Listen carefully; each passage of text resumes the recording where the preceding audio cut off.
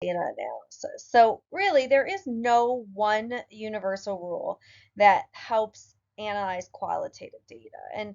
And standard procedures exist, but they're not as strict as they are for quantitative studies. So it's hard to explain how that analysis is done, and it's often difficult for research to describe that process in a report. So in quantitative data, we collect a lot of data that is usually generated into numbers, and then there are analysis that are being done on those numbers. You plug all that information into a code book, you upload it into SPSS or like program, a statistical program, and it's going to, depending on how you set up the formulas, it's going to spit out results for you. Data analysis is very different from qualitative studies, and a lot of times it's very, very challenging, and the amount of work required is very onerous. Most of the time it ends up in resulting in hundreds and sometimes thousands of pages of transcribed interviews and notes that need to be coded, and it is a very long and arduous process.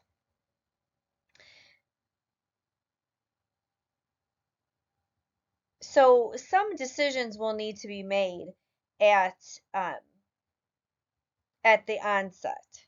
So who will do the analysis? Is that person going to be the person who was involved in the study, did some of the data collection?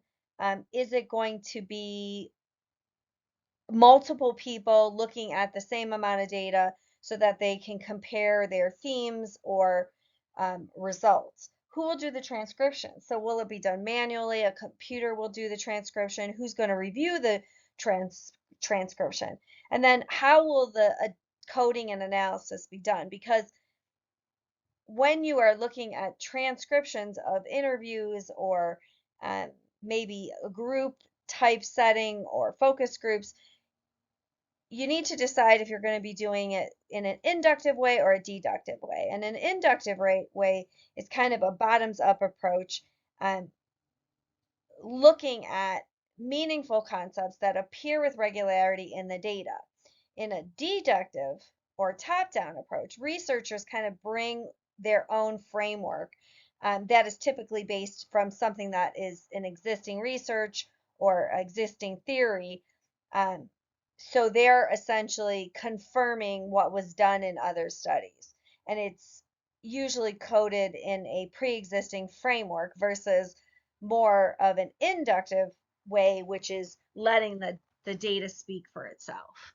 So how much of the data should be um, coded? So will it be 100%? Um, will it be, how many times will it be reviewed by how many reviewers? So there's lots of decisions to be made. Are we doing an analysis for just describing? So are we going to describe the culture, the findings, or are we going to interpret it in a way that we are going to make recommendations from it? So you can do descriptive type studies, which really are just describing the population. And I think of that when you think of um, kind of that cultural studies where you're looking at, a culture or a historical perspective versus making decisions based on what you get from your interviews. What will be the final product? Are you going to try to put it into tables? Will there be narratives? Will themes be identified? Will you be using computer software? Computer software can identify words, it can identify common themes. Will the analysis include counting, which means that will they say that this theme came up 17 times in the data? And then will there be a formal guideline, meaning that there are guidelines out there for qualitative studies, and if you're going to include one, what would that be? So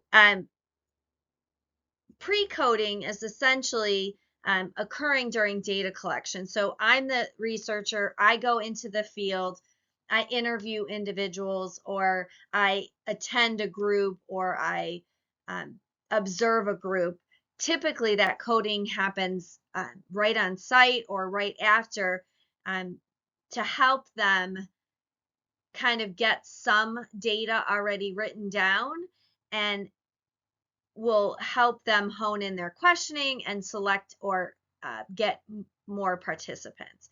Without pre-coding, research would not be able to discern when their data is saturated. And so what we mean by saturated, that means that you've interviewed or you've interacted with a group enough times that the themes that you are seeing are consistent. And we're going to talk about some of the how that's done in qualitative studies, where you are deciding if it's a good study, if it truly is reflective of what they wanted to get. So is it reflective of the culture? Is it reflective of the historical event?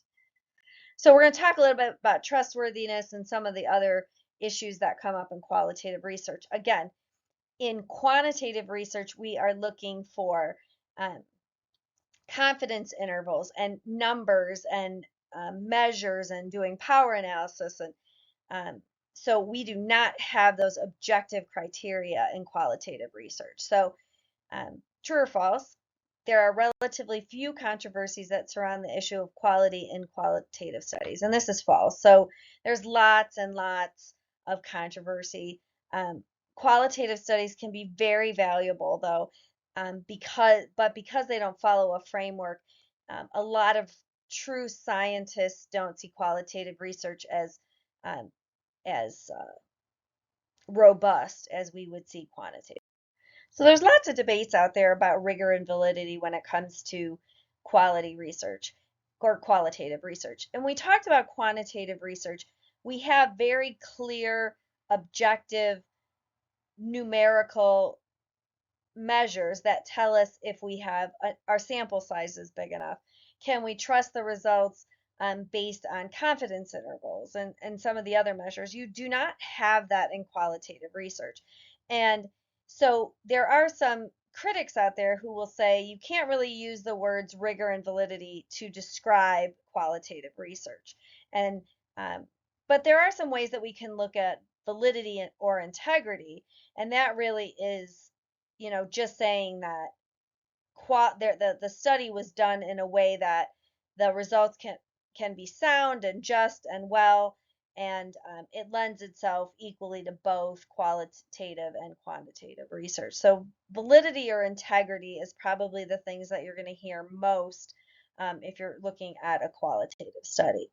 So trustworthiness really is encompassing of 5 different criteria if you're using the main framework that is really kind of most well respected.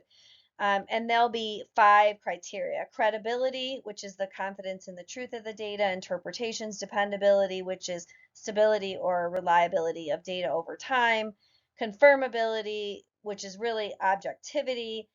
So it should be in the participant's voice and not the researcher's bias or perspectives. Transferability is the same idea as it is in quantitative research, and that is that I can take the data that I get out of my study and transfer those ideas to that same population. And then authenticity really looks at, did the researcher fairly show the reality of the situation? So as stated before, credibility refers to the confidence in the truth of the data interpretations of them. So how did the researcher really truly reflect the data that came out of all those interviews and observations? So things that you can do as a qualitative researcher to increase the credibility of your data is having a prolonged engagement, meaning that you're not going to meet with your group just once, you're going to meet with them multiple times and do persistent observations and interviews. There's also methods of triangulation, and triangulation really is that you're really looking at the data from multiple perspectives and not just taking one constant view, but looking at it from multiple perspectives. Credibility can also be enhanced by peer debriefing, member checking, meaning, you're going, so say there's 2 of you that are uh, listening in or observing. You can do peer debriefing. You can also check with the members that you're hearing those themes that, okay, now this is, once I looked at the data, this is what it's telling me. Does that feel like that's truth? And then looking for just confirming evidence, meaning kind of like that outlier, and then researcher credibility. So researcher credibility is actually looking at the reputation of the researcher. So the more that a researcher is involved in that type of study, with that study type of group, with that same type of sample, you're going to have more respect for that research. So dependability talks about stability of data over time and over conditions. So methods to assess dependability when it comes to qualitative research is done two ways. Stepwise replication is one. So stepwise replication means that the researcher um, looked at the data over time to account for different aspects of the phenomenon, as well as an inquiry audit, which is actually you get someone, an independent third party, to look at the data and documents and see if they come up with the same conclusions. The next way to enhance the data analysis is through confirmability. And that is really two or more people looking at the data for accuracy, relevance, and meaning. And methods of assessing confirmability include audits by that external reviewer, and then looking at a systematic collection of materials that would allow an independent auditor to come to the same conclusions that the researcher does.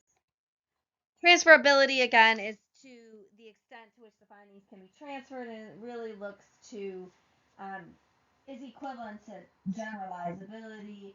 So was the study done in a manner where if you read it, that there was a big enough sample size, there was repeated interactions, that is going to say, yes, I can take this study. It's a little bit harder in qualitative research, but the data is strong enough to make sure that I would use this in a similar population. And then authenticity. And authenticity really looks at, did the researcher show the range of realities for those clients or participants? And did they truly convey the tone of what the person lived through? And I think of depression or poverty. Is that researcher accurately reflecting what is happening in that population?